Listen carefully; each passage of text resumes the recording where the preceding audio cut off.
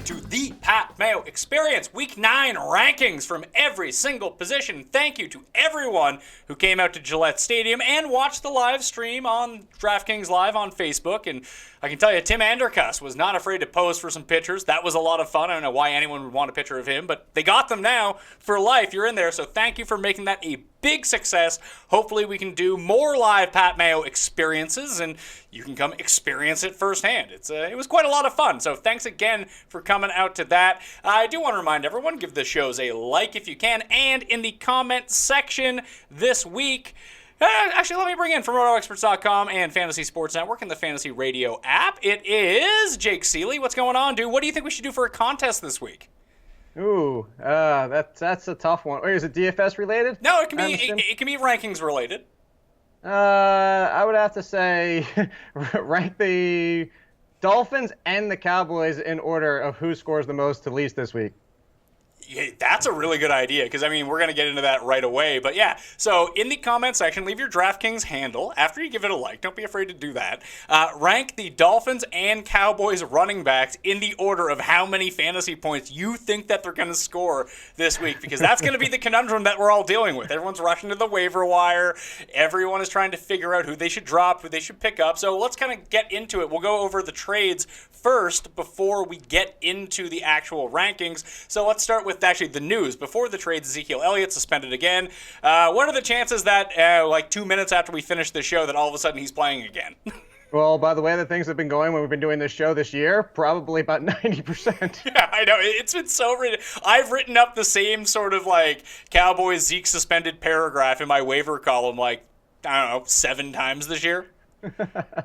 I did the same thing. It was like copy paste. I'm like, oh wait, hold on, let me go back to week 3 and see if I can find it. All right, there you go. All right, so let's try to figure out what we're doing. It's going to be a quick rehash of this, and we'll get into the rankings of where they rank. But let's talk about this from a sort of year-long, next 6 games perspective. Ezekiel Elliott, if he does miss the 6 games, which it does look like he's going to do right now, he would return in Week 15 against the Raiders, meaning you would have one of these Dallas running backs, if you can find the right one, for Week 14, which is generally the first week of the fantasy playoffs, so they can help get you there. And I always say the biggest thing in fantasy, just make the playoffs, then let the chips fall where they may. You need to get in if you want any shot at a title. Darren McFadden, Alfred Morris, Rod Smith, they're not going to help you win the title, but they can get you in position to win it, and that's maybe all you need right now. I have Darren McFadden number 1 in my waiver wire pickup power rankings. That will be updated all the way through the trade deadline. If a trade breaks during the show, we'll try to get to it right away, but if one breaks 1 minute after we're done, then you're shit out of luck. And then we have to go to the column. I will have that updated all the way up until midnight. So, Jake, for you have McFadden, you have Alfred Morris, you have Rod Smith. Jerry Jones has already come out and said that Alfred Morris is the one going to be getting all the carries and Rod Smith's going to be involved too.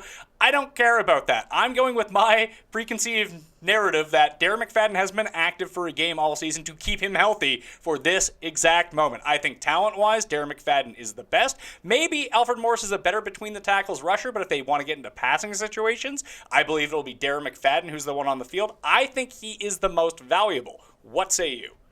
I agree. And actually, in the waiver column I have for myself, I went Darren McFadden first, then Alfred Morris, and then I would go Alex Collins before I even went to the Miami Dolphins running backs, which I'm sure we're going to talk about here soon. But I'm with you on this Darren McFadden situation. I've been saying since the beginning, as I believe they're just keeping him inactive because they know the injury risk. They used him in the preseason. They kind of groomed him as the replacement. We've seen him before. The offensive line is starting to really play well like we used to know the past 2 or 3 weeks. So I'm with you. It's Darren McFadden just for his explosiveness, just for the passing game use. I think the only thing telling here, and to your point, when Jerry Jones came out and said that, there's been clarification, quote unquote, since that he's going to get the first opportunity. He doesn't mean that he's going to be the number 1 all of the time. So I think that just lends it more to what we were talking about. But I don't think it's going to be Darren McFadden getting 80% of the workload. I think this is kind of going to be more of a 50-40-10, like 50 DMC, 40 to Alf, and then 10% to Rod Smith mixed in. Although I wouldn't be surprised if Rod Smith pushes for a little bit more.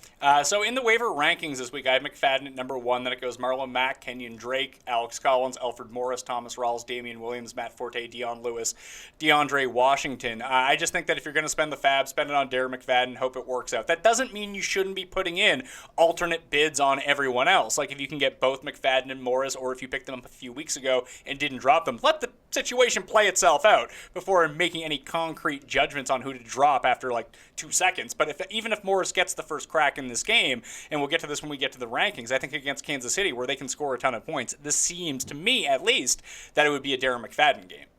Right, and that's the biggest thing too, is if you look at it going forward, is any time that they're going to be in passing mode, anytime if they are behind, or probably even like neck and neck, you would expect Darren McFadden to get a decent share of it, and then it's always going to lean to him if they are passing more. So I'm in agreement with you. If you look at this type of game for this week, it looks like more of Darren McFadden. Again, it really just comes back down to the two running backs. Alfred Morris has looked fine, but how many times have we said that about backup running backs who are getting 7 to 8 touches per game, and then all of a sudden they try to give him 18 to 20, and they look like garbage? There's probably a reason Alfred Morris has just only been getting this all year long, even when there's been, you look at Zeke's usage. There's been games where they've been in control, and Alf still doesn't get close to 10 touches. Like, it's not like there's like, all right, let's chill out on Ezekiel Elliott. We don't need to give him 30. Let's go give Alfred Morris some more. And so that's kind of telling to me as well.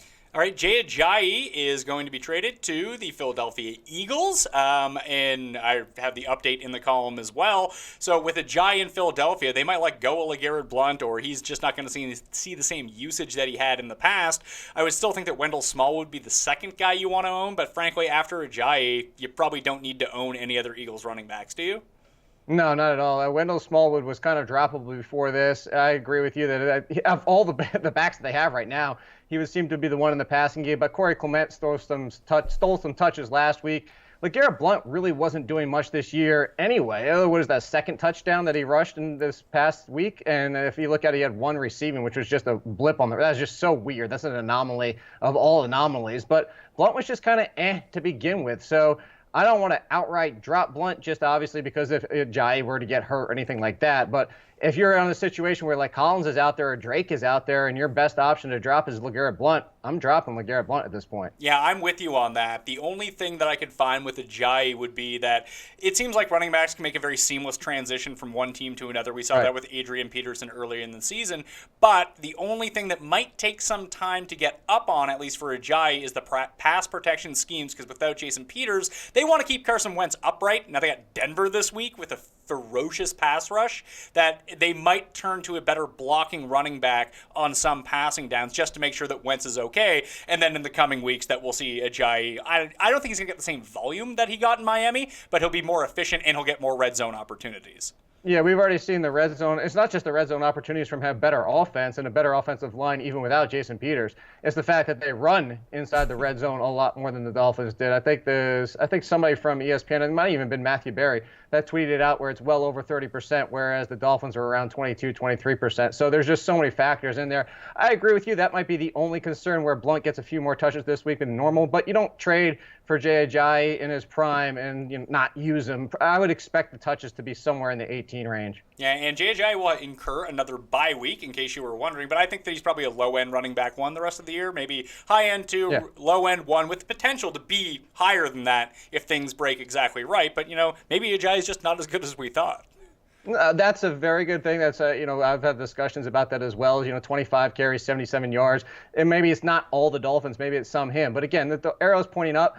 I actually like that he's getting a bye week. I know that sounds counterintuitive because you're losing a week here, but at the same time, with that knee and the fact we were talking about him playing 16 straight games, I was always concerned that was just going to take such a wear on his legs and his knees that he was going to miss time, if not for a bye week. So I kind of like the fact that he's getting a bye the week after next. All right, let's move to the Miami backfield. That leaves Kenyon Drake. That leaves Damian Williams. And, maybe they sign someone during the week and this is kind of rendered useless. But as of right now, I would go Drake over Williams. However, I think, because I play in a lot of PPR leagues, that I might end up with more Williams than Drake. I think that Drake will be given first crack at this job to run it between the tackles. And it's not to say that he's a bad pass catcher. He's not. But Damian Williams has historically been used in the pass catching role in the Dolphins offense. That was with Gase. That was before for Gase. I know he suffers like 20 concussions a year, but he always seems to be fine and coming out of it, that he could pile up, a greasy 4, 5, 6 catches in some of these contests. So I wouldn't overlook Damian Williams, but I doubt that he ends up becoming the featured back.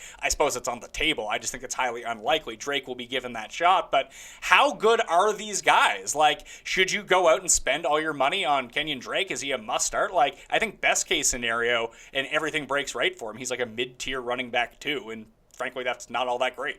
No, and that's if everything breaks right. A lot of people are saying, I still have the number 1 waiver priority, and even there, I'm like, if you're running back needy, I could still see, maybe not a Corey Davis type, but there's better talent out there where I would blow it in my number 1 spot, or maybe something like Kareem Hunt gets hurt next week and Kendrick West or Akeem Hunt are floating out on your waiver wire. So I don't know. The thing with the Kareem Hunt is, like you said, everything has to break right, or Kenyon Drake, everything has to break right for him to be that mid-level RB2. And I think if you look at this team, for one, we have to have those concerns about their offense and the offensive line, which has just been terrible this year. But 2 is, I think this is just going to be a timeshare. I'm with you. I lean towards Drake. Drake is actually the bigger guy. He is a very, not excellent pass catcher, but he's a good pass catcher. But like you said, Damian Williams is the better one.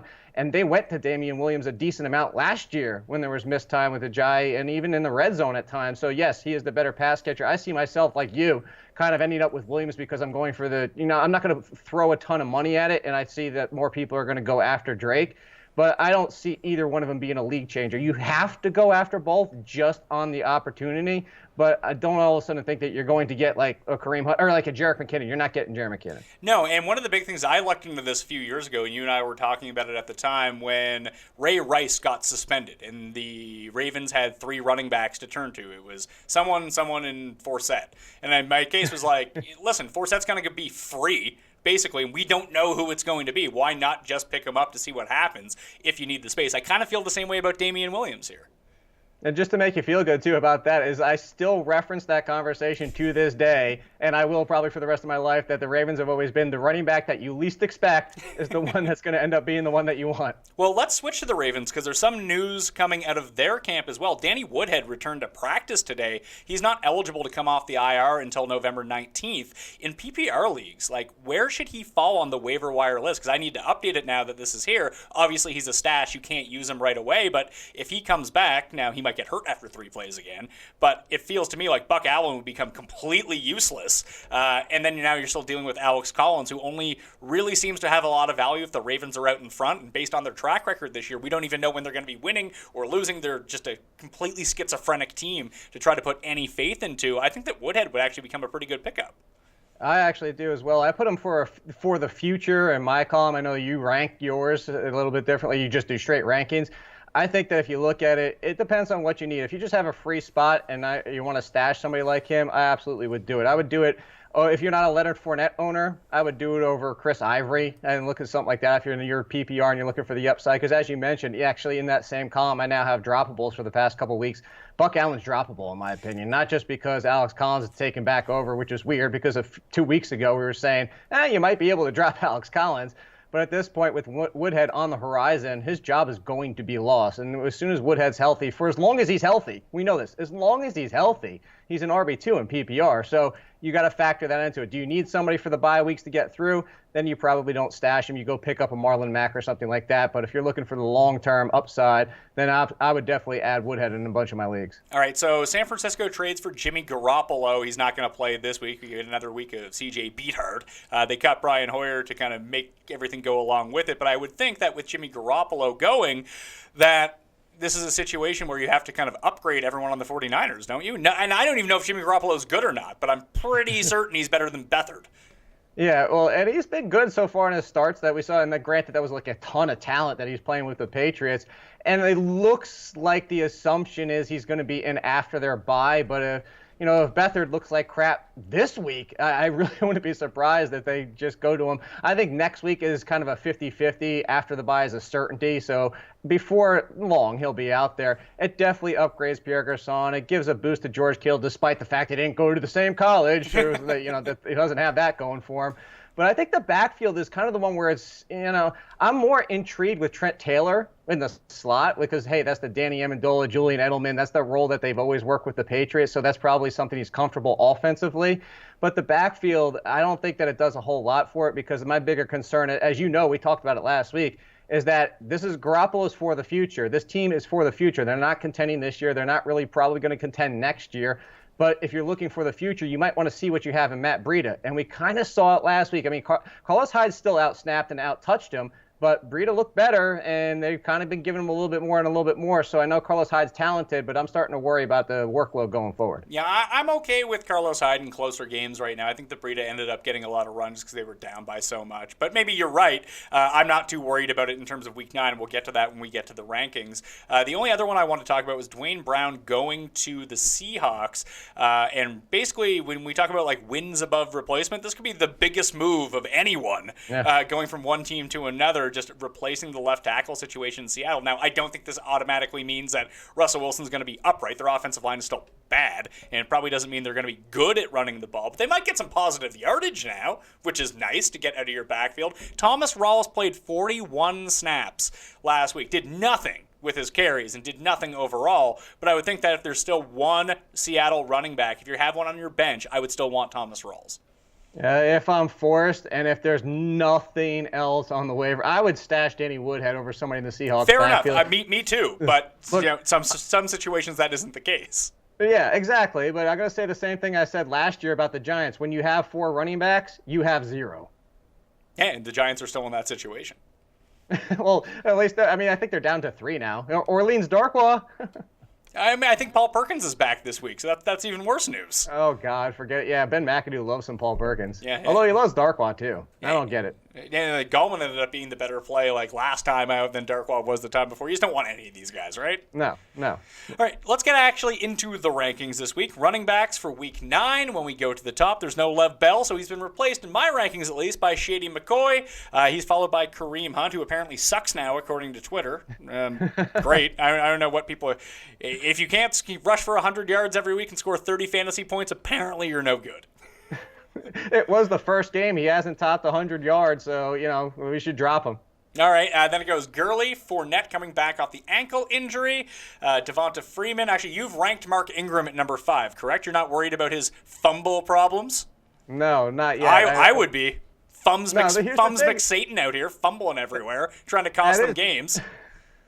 But he went to him again. So that's the thing is I think Sean Payton's finally, like they made up or something, or maybe Ingram bought him a present. I don't understand, but he went back to him again. All right, so it is Fournette, Ingram, then Freeman, then Kamara, Lamar Miller, Christian McCaffrey, and Chris Thompson. You hate that so much, don't you? What?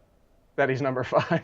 I do. It really. I mean, in my rankings, he's in worse place, so there's no need for me to ever worry about him. But yeah, it bothers me. That's fair. Am I too high on McCaffrey here? I know the share went down a little bit. They got up by a bunch. I see a more competitive game against Atlanta this week, and if there's one thing that we know about Atlanta, they suck against receiving backs. And that's true. That's why, I thought about highlighting him and saying, I want him a little bit lower, but I'm also looking at the people behind him. I might go Chris Thompson just because he's been so good in front of him.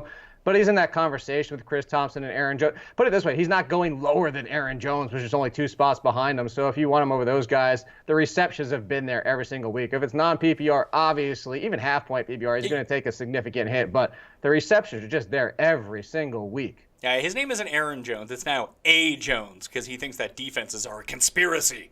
He's going to end up going out there and scoring all... I don't even know if he's going to score all the fantasy points, but I think he should be pretty decent, at least, against Detroit on Monday night. However, do you worry that Ty Montgomery works his way back into the fold a little bit? Because with Hundley under center, it seems like they want to run the ball between the tackles. And if they want to run the ball between the tackles, Aaron Jones is the guy for them.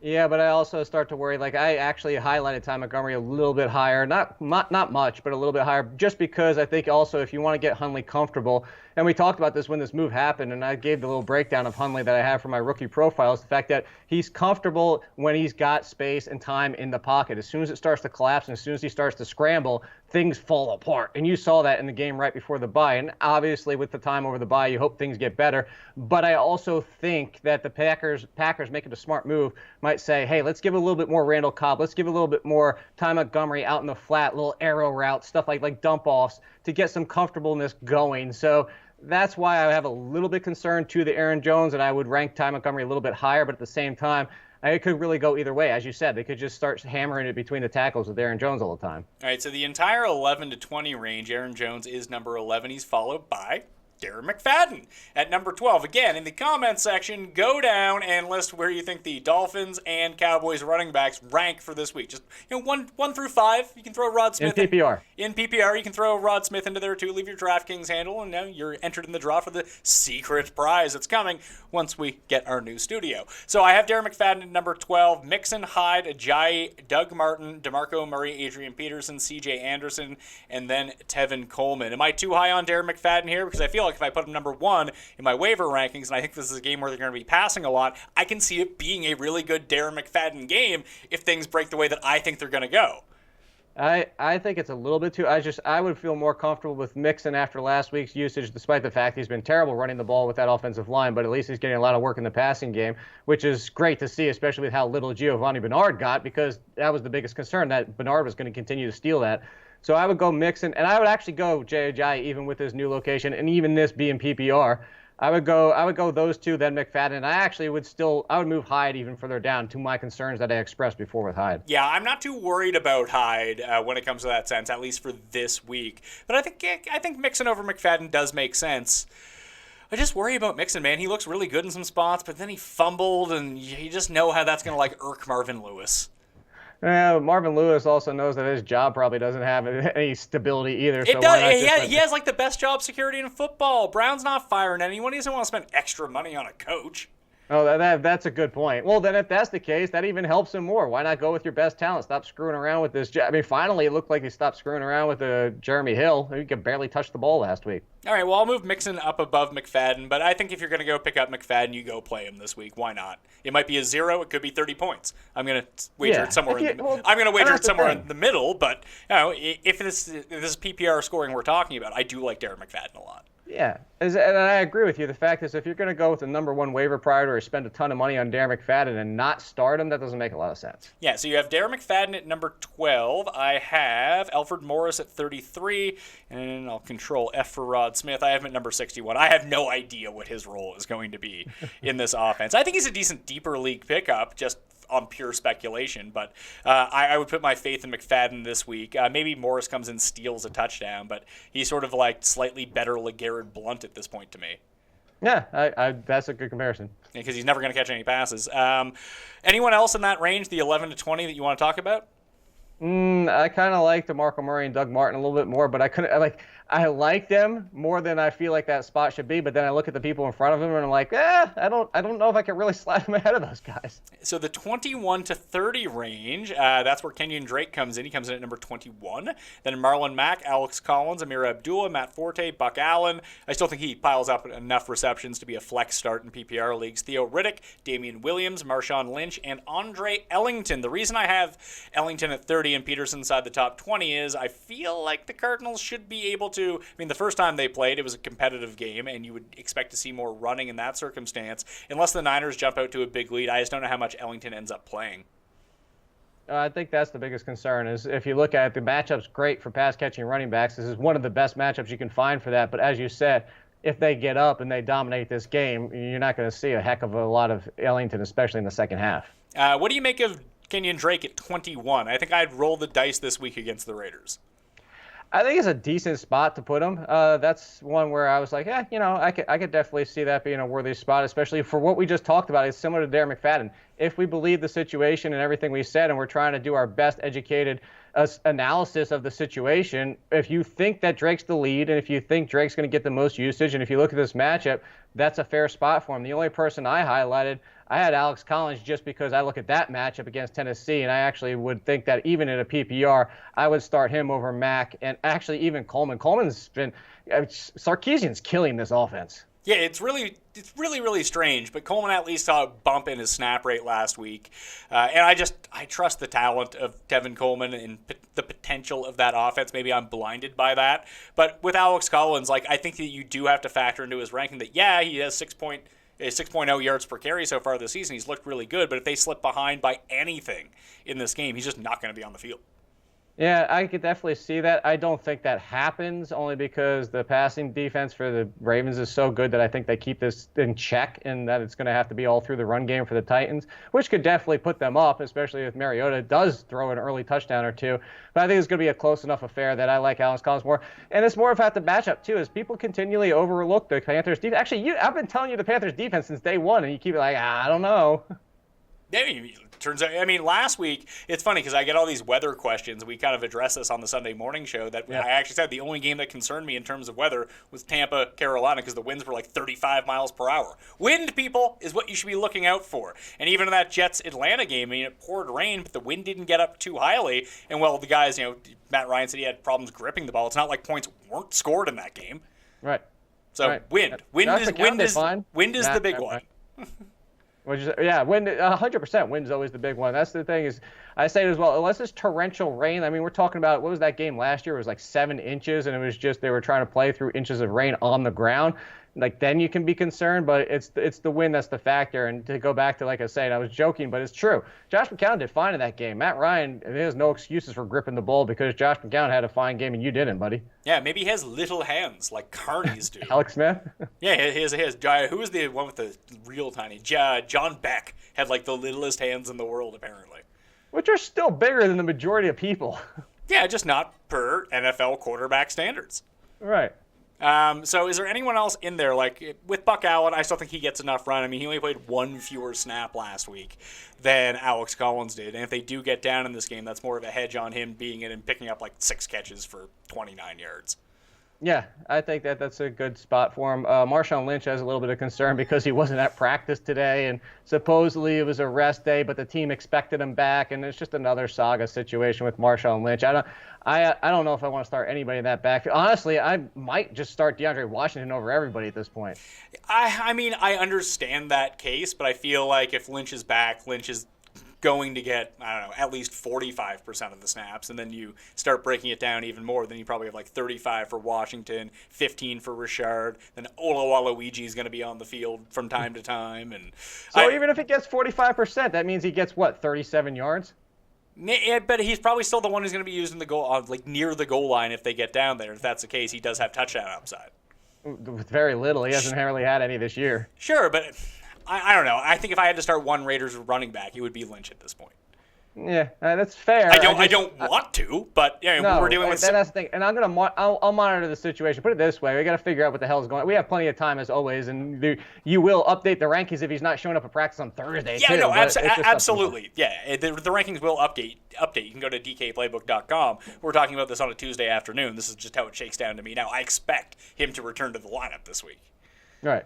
Absolutely. Anyone else like Powell and Forte? I know Powell actually started getting work on the ground last week, but it seems like Forte, if you had to start a Jets running back, I think that Powell is better. I like Powell more, but results are results. Forte's been the better fantasy player. Unfortunately, he has been. I don't want to start either if I don't have to, and if Forte would get the slight edge. But honest, it depends on my situation. Put it this way: if I need any upside at all, if safe points are Forte, but if it's just any upside, I'm just going to keep going with Powell until he breaks through. One PPR guy to look at, Jonathan Stewart's ranked at number 37 solely because they might use him on the goal line and he might score a touchdown. That's basically all he does now. But for the Tampa game with New Orleans, with the pressure that they can bring and the offense is presumably going to jump out to a lead in that game, we're not even sure if Jameis is going to play or not. Charles Sims could just be on the field a lot. In games where they're losing, he plays like 50% of the snaps, and that's usually good for 3, 4, 5 catches. So he's a non-zero player you can pick up off the waiver wire if you want to. He's no great shakes. He's probably not going to score 20 points, but he's a non-zero in this situation, I think. That's funny. I actually had him highlighted that I would play him over Derrick Henry in a full-point PPR. Really? Yeah. I just always, but I can never predict the split between Henry and Murray, and if Henry ends up with like 10 carries, it might be good enough to best Charles Sims. Oh, he's the boomer bust, but that's why. That's why I would play Charles Sims over him. Now, if you just need hey, I'll be happy if I see 15 points, but understand I might get one, then it's Derrick Henry. But if for rankings-wise and comfortableness, I would go with Charles Sims over him. Let's switch to wide receivers. This was really weird when I was doing it out with Brown gone, Bell's gone, obviously, at running back, and all the Patriots guys, and Keenan Allen's not playing, Diggs and Thielen. Like, the top 10 in terms of wide receivers looks kind of wonky this week. DeAndre Hopkins comes in at number 1, Julio Jones, Mike Evans, Michael Thomas, Des Bryant, Tyreek Hill, Michael Crabtree, Doug Baldwin, A.J. Green, and just a brutal matchup, and Larry Fitzgerald. So let's start with A.J. Green. You're probably not sitting him. I mean, it really doesn't matter. If you have receivers that fall inside the top 10 of the rankings, you're playing them, unless you have some sort of super team. But I don't love this spot at all. No, I don't love it either. It's the fact that if you look at everybody against Jacksonville and the numbers against A.J. Bouye and Jalen Ramsey, especially Jalen Ramsey, numbers are ridiculous. They're talking like they're the number 1 and number 2, and it's not even close in some situations. I know Patrick Peterson's in the mix, and maybe like 2, and one of them falls to 3 or whatever it is. But they're by far the best duo in the league. And honestly, it is concerned. I'm not benching A.J. Green, but I highlighted him that I'd actually, in PPR, I go as far as to start Jarvis Landry in front of him in a full-point PPR. Yeah, well, I think Devontae Parker is going to be back this week, so it might cut down. I mean, Landry wasn't even good on Thursday night, which was somewhat shocking considering that was probably the only pass they could complete in that spot. But I don't think he's going to get like 45% market share. I think he's going to end up with like 30% market share. And if you slash out his number of targets, down by that much, maybe he only ends up with like 7 to 10 instead of 10 to 15. And he's just not doing much with them. I know that there's a safe base for him in PPR. I mean, I have him at number 13 in the rankings. I think he's a fine start. But I would still just always gamble on the upside of A.J. Green, even in a bad spot.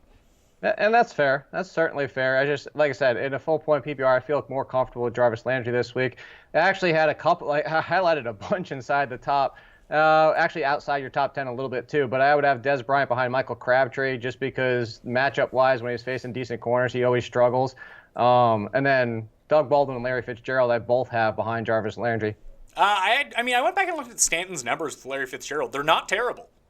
I didn't mean to say Doug Baldwin. Doug Baldwin's up. Larry Fitzgerald, T.Y. Hilton down. I have both of them behind him. Larry Fitzgerald. No, here's the thing. I looked at the same numbers and I actually pulled them too. If you look at the full games where Stanton's played, some of those overlap with Carson Palmer. If you put in the games where Stanton started a quarterback and has passed at least 20 times, the numbers are quite drastically different. So that's my biggest concern is that Fitzgerald and John Brown, when Stanton's been a full starter for the entire game, has actually been, I think it was like a 20% hit. But this is also, you have to factor in the good matchup that he gets this week, too, and all the buys. I mean, normally, in most weeks, I wouldn't have Larry Fitzgerald. That's why he's behind Landry, and he's not in the 25 range. I'm just saying, I think Fitzgerald should take a little bit of hit, and then T.Y. Hilton, we talked about it. I brought it up 2 weeks ago, I said it again last week. When he's on the road, it's been, even with Andrew Luck at quarterback, he's got drastic home road splits over the 2.5 seasons. Aren't they at home this week? No, they're in Houston. No, I thought they were at home against Houston. No, they're in Houston. Yeah. In Houston at 1 o'clock. Yeah, see, I had actually taken that into consideration. That's my bad on that ranking, so I need to move him back down. Although it seems like speedsters can get behind the Texans' defense. They certainly can, and honestly, I was looking at the rankings. I didn't know. I put him behind Landry, but I was like, I don't know how much further I want to move him. So I have Hilton at number 12 right now. So you would play Landry over Hilton. Would you play Fuller over Hilton? I guess you would, wouldn't you? God, I hate to say that I would because the touchdowns they're going to regress at some point, but doesn't look like the week to do it. Kelvin Benjamin? Yeah, I'd probably go Kelvin Benjamin. Jordy Nelson? That's where I stopped. That's exactly where I was considering. Like Jordy Nelson, his numbers had actually not even been that. They've been good. He was top 10 wide receiver, but they've been lower in the yardage department even before Aaron Rodgers got hurt. That's probably, I could go either way on that one. Well, I mean, people are going to make a big thing about Darius Slay on the Monday Nighter, but it seems like the top corners on opposing teams have been using their top corners to shadow Devontae Adams this year. That's why I have Adams so low in the rankings, and I still have sort of a somewhat positive outlook on Jordy Nelson. Well, that's the other thing, too, is so when I was doing last week, and the reason I brought up Jamison Crowder as a nice sleeper is because the Cowboys give up a ton to slot receivers. And one of the things when I was pulling those numbers was Jordy Nelson lined up a decent amount in slot against them, and I looked at it. They've been moving Jordy Nelson into the slot a lot this year when Randall Cobb's not been on the field. So they've been then I think that's part of the reason the defenders are on Adams as well, is that he's not even on the outside. So that might help Jordy Nelson going forward. All right, so I'll move T.Y. Hilton down between Jordy Nelson and Kelvin Benjamin and move everyone up a spot. How about that? Yeah, there you go. You've sold me. Who else inside this top 20 you got problems with? Nobody. It was just Larry Fitzgerald behind Landry, and that was pretty much it. I'm gonna stick with Larry Fitzgerald solely for the touchdown equity that I think he holds over Landry. They might actually use him in the end zone targets, unlike Landry, who just gets red zone targets but never in the end zone. That is certainly fair. I just obviously you see I'm a little bit more concerned. Do you say the top 20? Because if it's the top 20, I would have Aguilar behind Garcon. I have Garcon at 23. I have Aguilar. I mean, Garcon's still dealing. It's very unclear what happened to him on Sunday, but he hurt his neck, and then we didn't really see him in the second half. But that could have been because they were down by so much. They were like, screw this, we'll save Pierre Garcon for another time. So I do worry a little bit about that injury. And when I look at this Philly game against Denver, I just feel like Nelson Aguilar has, where it seems to me like Torrey Smith and Alshon Jeffrey will be somewhat shut down in this matchup. I think that Aguilar might actually have space to use, be open, him and Ertz over the middle, that he's just going to draw a large percentage of the market share in this specific game. That's why I ranked Aguilar so highly. That's certainly fair. I see some concerns with playing against Denver, is like only the tight ends, which definitely helps Ertz, but I have concerns, especially after Tyreek Hill, and not putting Tyreek Hill on the same page as Aguilar at all, given their skill receiver sets, but both at the slot, both similar over the middle of the field. It was all Kelsey, and Hill got shut down. It's true, but I mean, that could be a conscious decision. I guess Ertz can probably get open just as well as Kelsey can, but I think if they're going to continue to throw, how many times did Alex Smith even throw on Monday night? Like 20 times? Fair point as well. So, I hate having Aguilar this high, but I think that the situation makes a lot of sense for him. But not as good as Marvin Jones, though, because I think Marvin Jones is in a real nice spot. Well, see, and this is why I do projections, because my inner bias right now just wants to put Nelson. He's my worst place at receiver. Like, I want Nelson Aguilar to rank 70th every week. I mean, listen, they're your rankings. You can do what you want with them. No, that's why I do projections, because it takes out my bias. See, I prefer to do my rankings with my utmost bias. That's the way that leads people astray. Smart.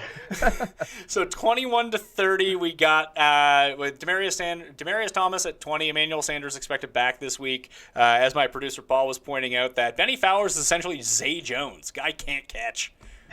They really do need Sanders back, because all the other teams need to do is quadruple team Demaryius Thomas and offense shut down. If I'm a Sanders owner, I don't want him back this week, though, because apparently it sounds like it's a high ankle sprain, which means you want him out for a good 3 to 4 weeks before he tries to come back. Yeah, but it looks like he's going to be back. I know, that's sad. I think if he's in there, maybe he gets re-injured, but I think that he'll soak up close to double-digit targets. So I would roll him out, not with the utmost confidence, but enough confidence that he could take advantage of a larger opportunity. Yeah, here's hoping. Yeah, so he's at 21. Then I go Devontae Parker, who's expected back. Pierre Garcon, Funches, Robbie Anderson, who's been really good recently. Cooper Kupp, Allen Hurns, Sterling Shepard as the number 1, but he might draw Richard Sherman a lot. That's not good. Rashard Matthews, then Alshon Jeffrey. Talked about why I have Alshon a bit lower. What do you make of Sterling Shepard here? Because, the guy he and Ingram should both get double-digit targets every single week. They should, but there's a difference, as you know, and we discuss all the time. There's a difference between opportunity and skill set and production. And the thing here is I'll liken to something else I've made a comparison to time and again. It's just the perfect comparison for something like this is when the Packers needed Randall Cobb to be the number 1. It didn't work. And if you saw that entire season, Randall Cobb was thrown off. He didn't look comfortable. They were asking him to do more than what his game entails. And it didn't work out. And he wasn't a number 1 wide receiver in fantasy. He wasn't a number 1 wide receiver for his team. And I think that's the same concern you have to have with Sterling Shepard. I'm a Shepard fan. I like how he separates, and I love how he works the middle of the field. I'm saying very similar things to Randall Cobb. And I just worried, as you mentioned, whether it's Richard Sherman, whether it's any defense, even one of the worst defenses in the league, he's going to get that number 1 attention, which probably means even double teamed at times, because the Giants have had 2 games proving that those other wide receivers of Roger Lewis, Tavares King, and the rest of them can't do anything. So if your defense is, what are you doing? You're stopping Evan Ingram, you're stopping Sterling Shepard. You're going to try and let everybody else beat you. I don't see him being able to succeed that much, especially with how much their offense is struggling. I have Ted Ginn ranked at number 32, and this is not a question I thought I would ever ask, but do I have Ted Ginn ranked too low? I actually highlighted him. I would start Ted Ginn over Sterling Shepard. So where would you move? Would you go Ted Ginn or Allen Hurns? I would go Allen Hurns. I actually kind of like that matchup. Would you go Ted Ginn or Cooper Kupp? Cooper Kupp. He's been getting a lot of red zone targets. So Ted Ginn in between Hearns and Sterling Shepard? Yeah, that's where I would put him. All right, so Ted Ginn up to number, what is that? And that's with the assumption for Rashard Matthews that Corey Davis is back. I think I have Corey Davis in the rankings right now that he will be back. I mean, I just don't like, and you already mentioned Baltimore's pass defense. Like, we don't know about Delaney Walker yet either. I have him in the tight end rankings, but that's a tough situation to figure out week to week. It definitely is. And just because I know they'll probably come in the comments at some point, before everybody's like, Jake, the matchup for Allen Hurns is the Bengals. Don't you know? It's the fact that his speed can get behind those corners. That is what I was thinking as well. That's why I have Marquise Lee ranked lower, but still high enough that I have Marquise Lee at 33.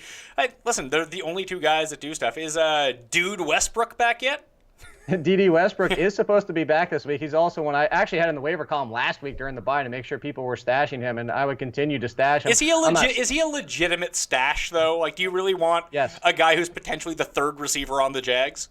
No, he's a legitimate stash because he could potentially be the number one. Here, what we need to remember here is Marquise Lee and Allen Hurns have actually pretty much been disappointments this year. They both popped right before the bye. Marquise Lee had 2 good games. Hearns had the 1 good game in those last 2 weeks before the bye, but before that, they've been they both only had 1 really good game before. Actually, not even a really good game, just a good game before that. So looking at their season so far, maybe that got them some momentum going forward, and DD never turns into anything more as their number 3, as you just said. But the way they've played this year, given his skill set, he does have the potential to push at least one, if not both of them. Well, it's funny because I check my Twitter feed from time to time. Maybe it's just like 2 people who they're like, Westbrook's basically Odell Beckham Jr. And I'm like, let's pump the brakes on that a little bit. No, I had somebody, I had somebody after last week's Houston Texans game tell me that Will Fuller was the second coming of Odell Beckham. Well, Odell Beckham can catch, so that's tough for Will Fuller. Exactly. Although he finally figured out how to catch a little bit, unlike Ebron this year. Yeah, I mean that's very true. Although Ebron scored no, he didn't score the touchdown. He dropped the touchdown. That's right. Yeah, Darren Fellows dropped one too, though, so that didn't help anything. Did you see the kid on Twitter that went out as Ebron with bricks on his hands this year? No, that's pretty good though. Yeah. So you would pick up Westbrook and stash him? I would, if I had room, absolutely. If you need help this week during the buys, and there's still buys next week all the way up to week 10 or 11 this year, then obviously not. But if you have a free spot to stash, yes. Do you think he plays this week? I think he plays, but I don't think it'll be a lot. I think it'll be similar to Willie Snead, but unlike Willie Snead, where he's now droppable because he had 12 snaps or something ridiculously low like that last week. DD's is going to go up as he gets healthy. Yeah, almost like Mike Williams in San Diego, where he's seeing more and more. I would expect Corey Davis to be on a pitch count a little bit as well, because they don't want him to re-aggravate the hamstring once again, because that would just be 4th time. Yeah, that would just be terrible news. So keep him out until he's healthy. Just try to figure that one out, Tennessee. But for Westbrook, I'll put him into the ranking somewhere lower. He's a not start this week, though, right? No, definitely not. All right, rest of the guys in that range. D-Jax, I had moved Ted Ginn up.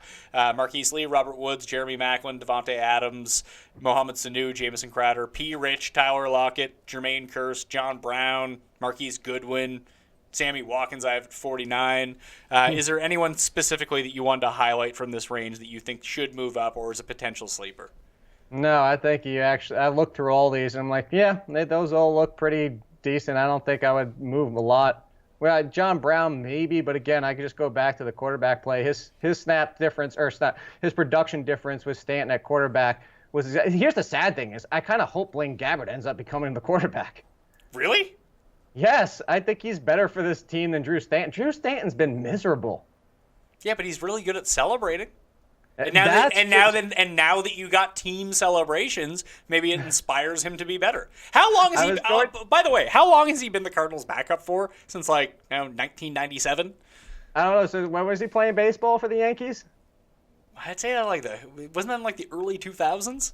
That's what I feel. Whatever since then, I think he's been the backup for them. But I was going to say, it's a good point because he just gives me more gift fodder to use for my articles. This is true. So you want him to. There's a rooting interest in Drew Stanton being good. That is very true. I'm looking at Roger Lewis. I would push down. He's good. He was already nothing to begin with, but not that anybody should be caring about this range anyway. I just think if you're going to throw a dart, it makes sense that if Ingram can get open towards the middle of the field, they take out Sterling Shepard, that maybe Lewis can sneak behind the defense and get one. How about an anecdote for you? How do you like Drew Brees coming out last week talking about how much he loves Brandon Coleman and how good they've been in practice, and then he gets one catch? Listen, I think I'm very rarely right about things, and we'll transition into the quarterback rankings here. And you and I talked about it last week with Deshaun Watson, where I was just kind of like, he's been the best player, just play him kind of thing. Yep. And it really worked out for me on Draftkings. I'm not going to lie to you. Yeah, look, there is, I think, very few people out there that was like, hey, Deshaun Watson, top 5, top 10. You were one of the very few. Most of the industry, like myself, was like, all right, this is in Seattle. Their defense has been terrific. This is a tough game for him. It's the same things we were saying when he faced the Patriots. I guess we should have learned from the fact that he handled the Patriots. And the guy just balls. Maybe he's just real good. That's why that's why he's number 1 in the rankings this week at home, apparently, against Indianapolis, because I read the schedule wrong. Then it's Russell Wilson, Drew Brees, Dak, Cam Newton, Alex Smith, Carson Wentz, Matt Stafford, Tyrod, and then Derek Carr. The only blowback that I've got since I've released these rankings so far is people are kind of stunned that I have Carson Wentz against Denver at number 7. But, let's be real here. Denver's defense has not been Denver's defense that you have in your mind the past few weeks. No, and especially against the pass. They've actually been against the run outside of the Giants game, but their pass defense has been susceptible this year. I actually highlighted 2 names, and one of them is pushing Cam Newton behind Carson Wentz. The other was Drew Brees, because at what point, look, it's a home game. Yeah, that's great. It's a home game with a good matchup, but Drew Brees in this offense has just been more balanced. He didn't even throw a touchdown last week. I want better things for Drew Brees. I'm a Michael Thomas owner in so many leagues, but at the same time, this offense is just so more balanced. I like Drew Brees a lot in DraftKings this week for that tournament stacking with Michael Thomas, and maybe this is finally the game he throws for 350 yards and 4 touchdowns. But seasonal-wise, I'm playing Dak. I know people are going to worry about the running back situation, but I think this is a great matchup, but he's going to pass more because of Ezekiel Elliott. I was going to say, doesn't Ezekiel Elliott, I mean, you can make the case that their offense isn't going to be quite as efficient, therefore it hurts Dak, but I would think that now if they don't have a running back just to lean on, it might actually lead to more pass attempts. Maybe Dak's actually a better fantasy player because Zeke isn't there. Right, and that's the way I'm going. I think it's going to be more on his shoulders. I think if you look at Kansas City, they've been decent against the run, but really they're one of the worst teams. It's actually worst or second worst against the pass in fantasy this year. So I'm looking at the way they attack them is the passing game with Dez Bryant, Cole Beasley, get Williams involved like they did last week, Jason Witten, maybe Dak runs himself as he does at times.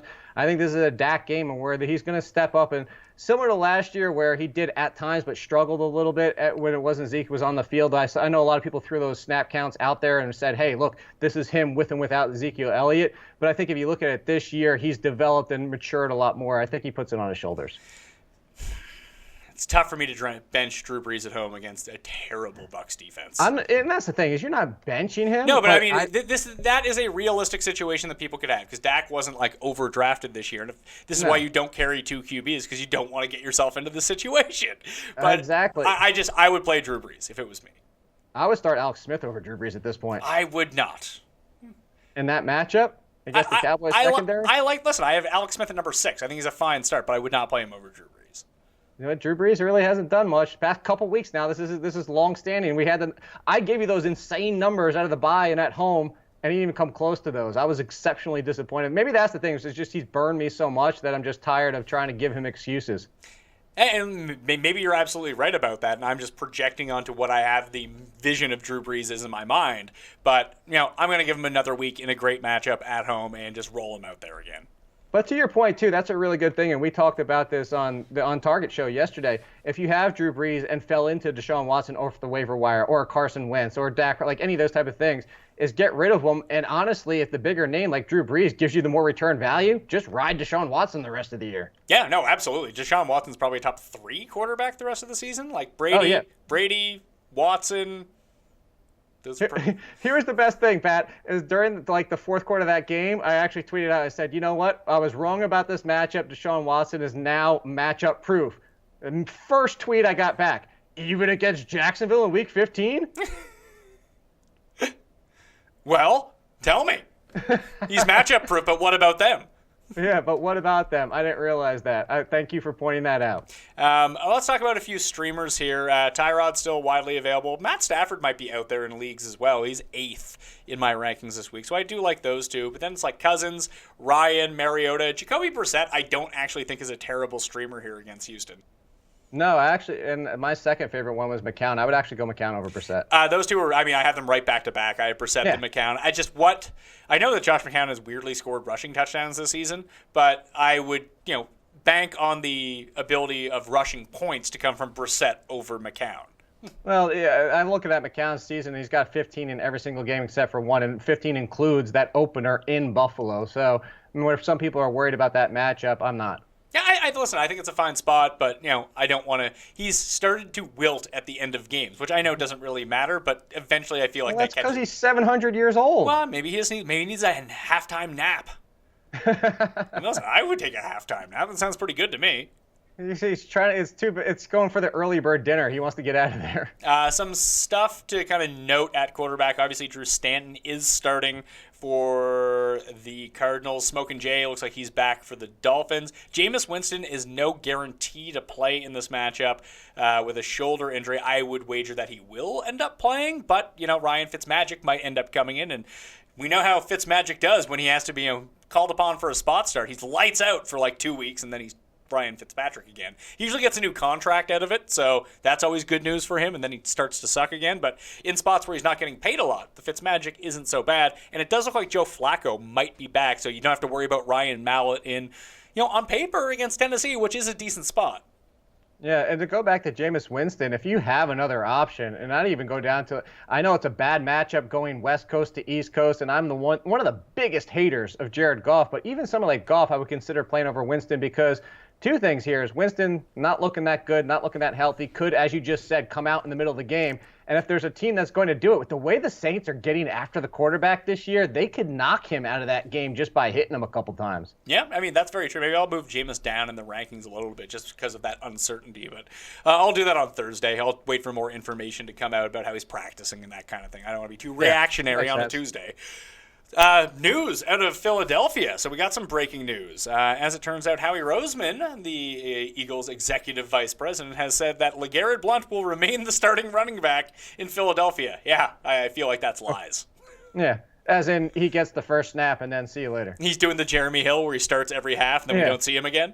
Yeah, exactly. That's exactly what he's doing. I just feel like LeGarrette Blount is not long for that team.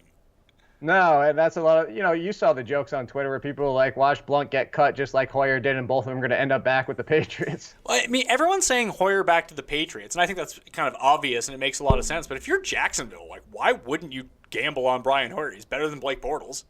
I completely agree with you. I don't know why Jacksonville hasn't been aggressive going after somebody like Eli Manning or something like that. Well, that's a lot of money. At least now, with Brian Hoyer cut, you can just get him if you want to. Yeah. Get him in there for a week. If it improves your offense, you have the best defense, at least pass defense in the league, best pass rush in the league. I mean, that is a recipe for success in the playoffs. I mean, your Giants did it twice, and that's really all they had. That's true. I think the biggest thing with Brian Hoyer is I think he's kind of like a minor upgrade over Blake Bortles. I think Brian Hoyer gets a bad rep. I'll just say that. I said minor. I didn't say he wasn't an upgrade. I just don't think it's huge. Oh, the other QB note is Trevor Siemian might get benched, but I don't think he will because they're not going to turn to Brock. They've already said Paxton Lynch isn't going to play, so maybe they signed Brian Hoyer and play him. Yeah, maybe they should have made a trade too. They were sitting on their hands and should have done something because if Paxton Lynch isn't coming in, Paxton Lynch doesn't look like he's the answer anyway. No, he might get cut after the season. I wouldn't be surprised. And the funny thing is they were just showing on NFL Live this afternoon the whole trade discussion where Cowboys were trying to trade up to get Lynch and ended up with Dak Prescott instead. And I was like, ooh, I bet you John Elway doesn't like to see this highlight. No, not at all. Tight end rankings, Zach Ertz comes in at number 1. Yes, even against Denver. Then Kelsey, Jimmy Graham, Evan Ingram, Vernon Davis with Jordan Reed, and Niles Paul expected to be out. Cameron Brate, ASJ, Delaney Walker. Not sure if he's going to play yet or not, but if he plays, you put him in. The Ravens are susceptible against the tight ends. And if he doesn't play, then Jonnu Smith would get a big bump up in the rankings.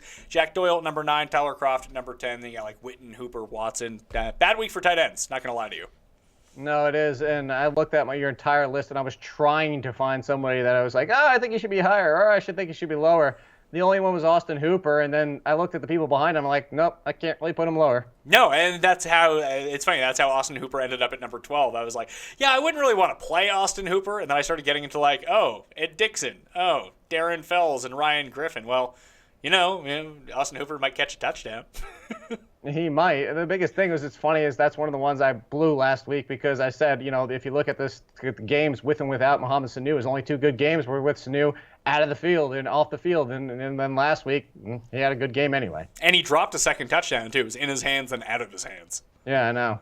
All right, defenses then. I'll have more up-to-date defenses, and I'll rejig the rankings once the new DVOA numbers come down. It's the only thing in DVOA that I really trust in is the adjusted sack rates. Everything else is more like WAR. It's like a counting set. It tells you more of the story of what has happened so far, even when they adjust for things. But the adjusted sack rate for defensive and offensive lines are really good. So my overall defense rankings for the week, Jacksonville has the best pass rush. Indy has the worst offensive line. Or Cincinnati.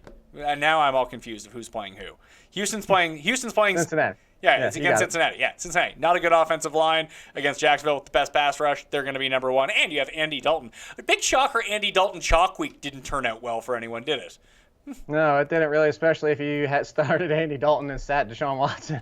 Well, I think that was a discussion that we had last week, and everyone was all in on Andy Dalton. And my real case was, I think Deshaun Watson is good. I think Andy Dalton is bad. And I went with that. Sometimes you take the simple facts that we know and just use those and throw matchups out of the question. There you go. It was short, simple, and stupid simple analysis. Yeah, so Jacksonville, Philadelphia, Seattle, Houston are my top four. Detroit on Monday night, then New Orleans, the Rams, Buffalo on Thursday. Carolina, they're getting some love from me finally. They're inside the top 10. At number 9, then Arizona against CJ Beathard. And then you got like KC, Cincinnati, Denver, Baltimore, Tennessee, and Atlanta. Again, I'll update these probably Thursday morning as well, but I don't expect too many changes.